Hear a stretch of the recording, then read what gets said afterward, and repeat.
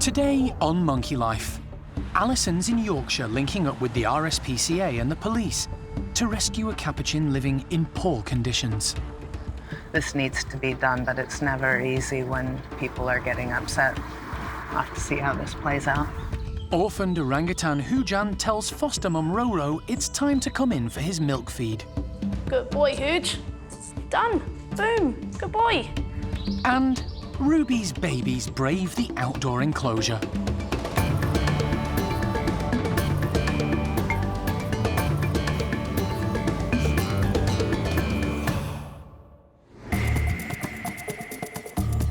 Monkey World in Dorset, buried deep in the English countryside, is the largest sanctuary of its kind on the planet.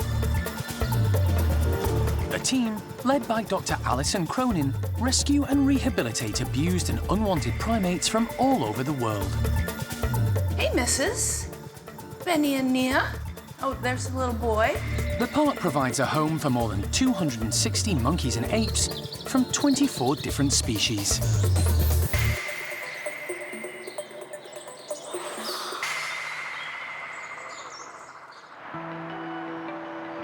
It's early morning in the north of England. Alison has travelled through the night to West Yorkshire on a rescue mission. She was contacted by the RSPCA following information from a concerned member of the public about a monkey living in inappropriate conditions. I've been told about a single Capuchin monkey that lives in a cage attached to the side of a house in a very exposed, cold place. As far as the RSPCA are concerned, it doesn't appear that the Capuchin monkey, which I've identified, has any heat and is living outside all on its own. And in a few minutes, I'll be meeting up with the police and RSPCA, and we'll go and certainly inspect the Capuchin and its environment with the consideration of whether or not we confiscate. It's a scenario that, unfortunately, is becoming all too common in the UK. There's still a legal trade in keeping primates as pets in Britain, and it's a real problem because most people don't know what they're doing. And the monkeys suffer, and the breeders and dealers keep selling these animals, telling people they can just keep them in garden sheds or in bird cages and that they'll be fine. But that's the furthest from the truth. The RSPCA officer, Kim, arrives at the meeting point near the house. Alison has worked with her before. Hi, how are you going? Yeah, it's been a while. Kim has been to the house and tried to make contact with the owner, to no avail. This construction is attached to the side of the house. Okay. And it's been there a while because the algae that's on there. The RSPCA are so concerned about the monkey's welfare, they've asked the police to assist. Alison and Kim are hoping they'll bring a warrant to enter the premises and inspect the monkey. Nice to meet you. Pleased to meet you. You too. Nice to meet you, Gemma. The officers arrive with good news. We have the warrant, that's all done, and now we'll head over to the house and see if we can find anybody to let us into the cage, because it is padlocked. So we'll either have to cut it open or deal with it somehow, but we'll have to find out if the owner's about and what's going to happen. So this is where it starts getting interesting. It's a short journey to the house where the Capuchin is being kept. The cage is joined to the outside of the house, open to the elements apart from a small section covered in plastic sheeting. Alison has to wait for the police to execute their warrant before she can enter the cage to get a good look at the Capuchin's condition. This needs to be done, but it's never easy when, people are getting upset. So I'll have to see how this plays out. Alison knows all too well that some owners can be well-meaning, but without the knowledge or expertise to give the animal the appropriate care. There is another issue. Capuchins are classed as dangerous wild animals. To own one, you need a license, and this owner doesn't have one.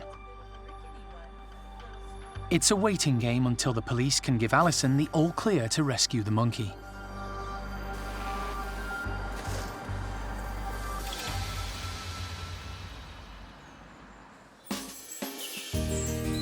It's been 5 months since the park's youngest orangutan arrived in Dorset from Krefeld Zoo in Germany.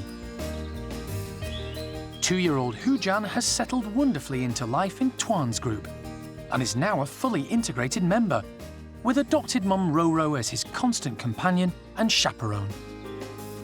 Roro has been absolutely awesome, better than expected, considering the fact that she had 2 of her own that she didn't look after back in the day.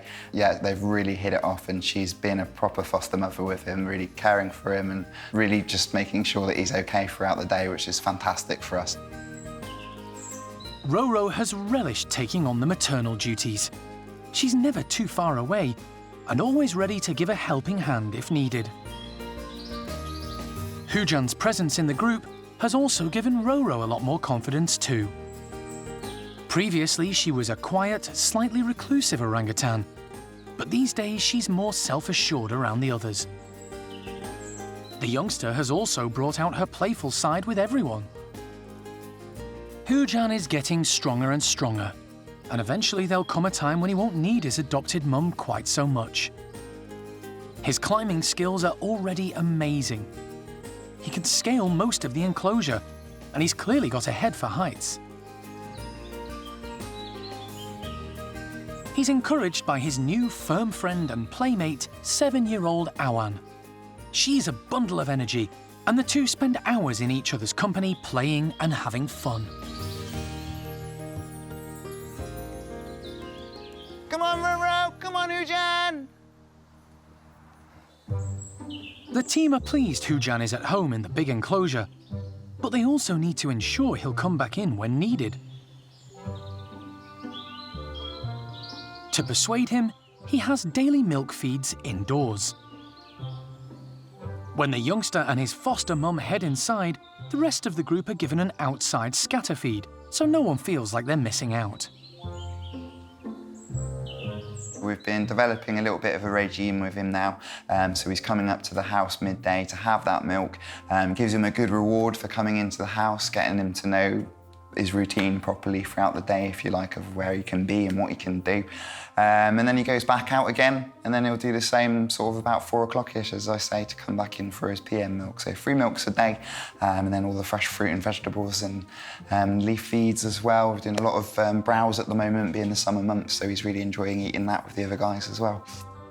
But today, Roro fancies a nibble of the scatter feed first, and it's up to Hujan to lead the way. By the time they make it indoors, the rest of the group are there as well. It's okay. All big and scary, lots of new people in the house. Eh? You're a big boy now, though. The daunting 80-kilogram bulk of Tuan nearby doesn't faze Hujan in the slightest. Good boy, Huge. Oh, brave boy. 2-year-old Hujan is a real character, and it's clear he feels right at home with his new family at the park. Done. Boom. Good boy. Back in West Yorkshire, Alison is waiting for the green light from the police to rescue a Capuchin monkey living in an outdoor cage in the owner's backyard. It would be good to know if she would be helpful, like to learn something about the monkey. Its name, how old it is, where she got it from. That's it. The police have served a warrant to enter the premises and are inside the house talking to the owner. The lady doesn't want to sign over her monkey willingly. She's stating that she's got licenses. We're not sure whether that's the case or not because nothing's come up on the police records, at least at this point in time. So I'm just in holding pattern, trying to make sure that I don't upset or make matters more fractious or difficult, but it's clear to me that the monkey needs good and professional care. Should we eat worms together? Alison has had a chance to interact with the monkey and take a look through the mesh at its living conditions. She's concerned at what she's seen. It's not good. Trying to see if it's a little boy or a little girl. Haven't really gotten a look in between the legs. The back end's a bit seized up. There's rotten melon on the floor and stagnant water. On top of that shed is just a world of filth and muck. That's really not very nice. Her skin appears very thickened and a bit angry. So no, it's not a good or healthy circumstance for this monkey. She needs company and she needs good, clean health care. And I would say that she should also probably have a vet check to be looking at that skin of hers. Look. I know. A closer inspection gives Alison the opportunity to determine the Capuchin's sex. Would you like another one, huh? Are you a good girl? I think you are a girl. She's 99% certain it's female. Now she's keen to get inside the cage. It's open to the elements, which means the monkey may not have had much shelter or heating throughout the winter months. Alison doesn't have to wait much longer. The police are happy to see you and you do what you need to do. The police have given Alison the go-ahead to confiscate the Capuchin on welfare grounds. The RSPCA are very clear that they want the monkey seized regardless of licenses or paperwork on a welfare confiscation. So I've been given the all clear. Now it's a case of trying to persuade the lonely female down to the ground where Alison can grab her safely and get her into the travel box. Look at this. Oh. Easier said than done. It's okay. You're a good girl. Don't want to have to net her, but she thought about coming down and looking at the box. You want this? Tried it the nice way, yeah, for about half an hour. And at this point, I think we probably just need to get on with it. Hey, little girl. It's time for Plan B. Alan brings in the net. Oh, I know you're very upset now. The Capuchin is backed into a corner and forced down to the ground. Down, keep her down.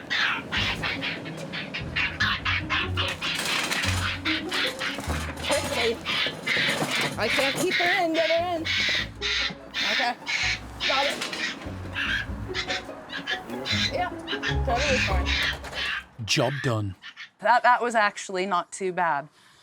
Frightened her down to the ground with the net, grabbed her in the box quick. It's often easier to do it that way, but now let's just check this place over, make sure that RSPCA get all of the information that they need to make sure that this doesn't continue, because this isn't right.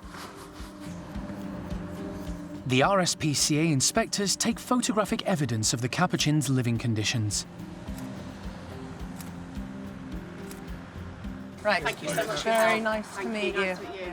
No doubt we'll see you again. Yeah, please come down anytime.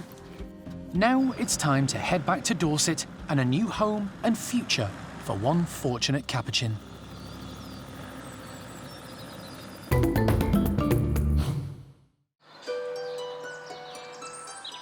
With so many primates living at the park, the primate care staff are kept busy working to maintain the health and well-being of each one. During the colder winter months, this can be a tough task.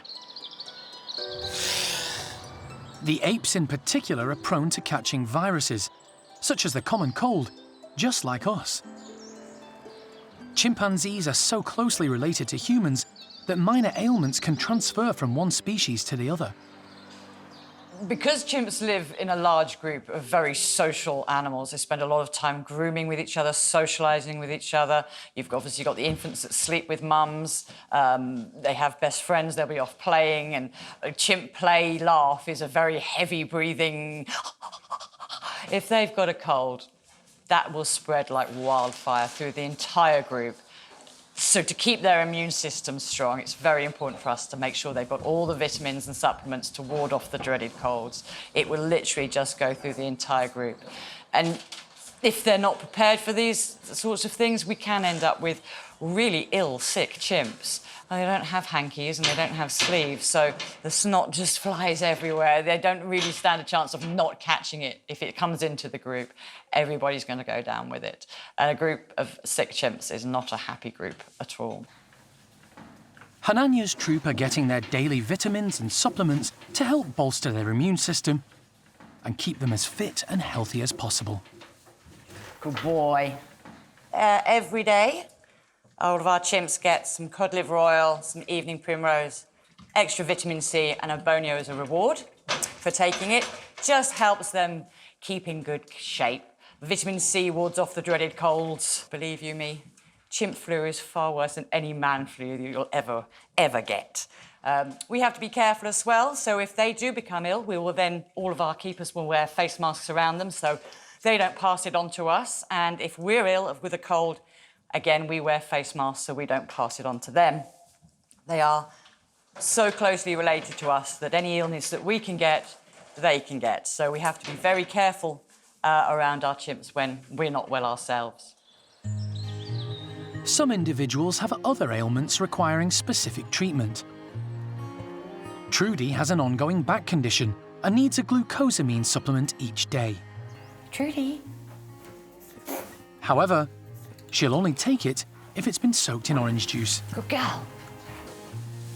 The daily routine runs like clockwork. Even young Thelma has learned to come in and take her medicine. Good girl, Thelma. She's learning. She's like a little sponge. The way she soaks this behaviour up and watches closely what the adults are doing. She's a bright spark, and she's definitely a chip off Cherry's block. Hananya's chimps, like all other apes at the park, have access inside and out all day. The houses are heated and filled with blankets and bedding to keep everyone warm and comfortable.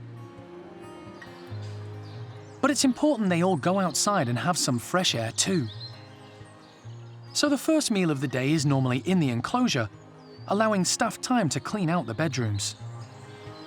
The more that we can make sure these guys are fit and healthy and happy chimps, that keeps us happy and healthy as well. So it's very important for us, particularly in the winter months when they're not so active outside, to keep these guys, their minds working, their brains working, their bodies working, physically stretching themselves as well as mentally. It really is a vital, vital thing that they have to have.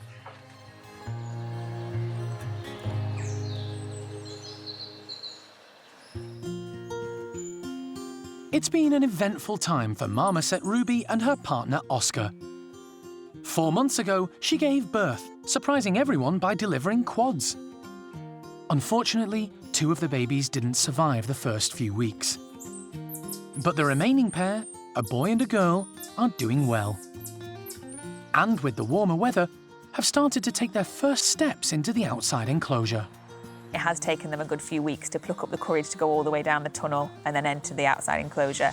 But now they've found it, they love it. They're out there all the time. They're very, very active. Obviously, they're youngsters still. They're running around, really enjoying the outside enclosure now they know where it is. The team have named the pair Merry and Pippin. Merry is the female and the more confident and adventurous of the two. Pippin, the male, is a little nervous, but is starting to follow his sister's lead. Their little and large parents, Ruby, one of the biggest marmosets at the park, and Oscar, one of the smallest, have coped remarkably well, considering both arrived from the pet trade with little knowledge of how to bring up a family.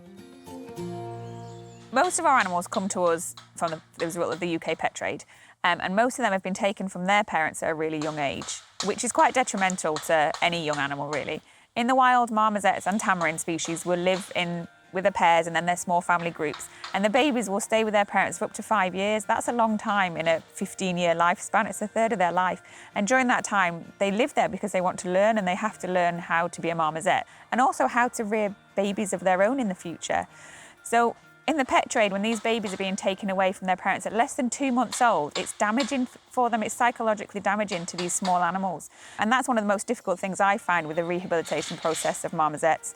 The physical side of things we can fix quite easily, but actually the psychological side of these animals being kept as pets is far more damaging than not getting the right vitamins, to be honest. Merry and Pippin are fortunate their parents are always close by, and the foursome has become a tight-knit family unit. It's been a steep learning curve for Ruby and Oscar, but natural instinct has served them well, and the new family can look forward to many years together at the park. After a 5.5-hour journey from West Yorkshire, Alison has arrived back at Monkey World with a rescued female Capuchin. She's going to join one of the 5 groups already thriving at the park. Good girl. But until then, she's going to stay in one of the bedrooms, alongside Gizmo and his 4 ladies. She's really well covered fur-wise over top because there was like very little heat. There was a little bit of heat inside of the shed, but just one of those big like reptile bars. Alison is unsure of the new Capuchin's age. The owner claimed to have had her for 37 years, but Alison is doubtful and estimates the monkey to be between 15 and 20 years old. Come on, missus. The team waste no time getting her out of the travel box and into the bedroom. She immediately checks out her surroundings and tucks into the fruit on offer. The noisy, nosy neighbours don't seem to faze her. She seems quite content. Hi, you. I know. You're a good girl. On the way back to the park, Alison received additional information about the monkey via the RSPCA. Supposedly, they called her Chicken. The lady said when she first got her, she was like an oven-ready chicken in terms of having very little fur. So, most importantly, we've got little Chook here, I guess, until we decide on what to call her, back here to the park. And she's chattering away to the other Capuchins. Primate care staff will monitor her closely, we'll do fecal checks and start checking her over, and I'll probably arrange for a vet to come down and give her a health check, x-rays, that kind of thing. She weighs 3.08 kilo, because we weighed her in the box and then her out of the box on its own, so.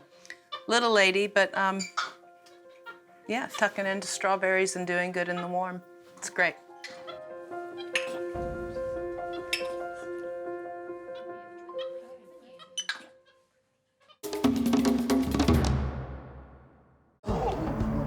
Next time on Monkey Life, newly rescued Capuchin Chuck gets a medical checkup, and it seems her past life may have taken its toll. I do believe we've got some bronchitis going on. And Bart's group think extra-large ice lollies are pretty cool.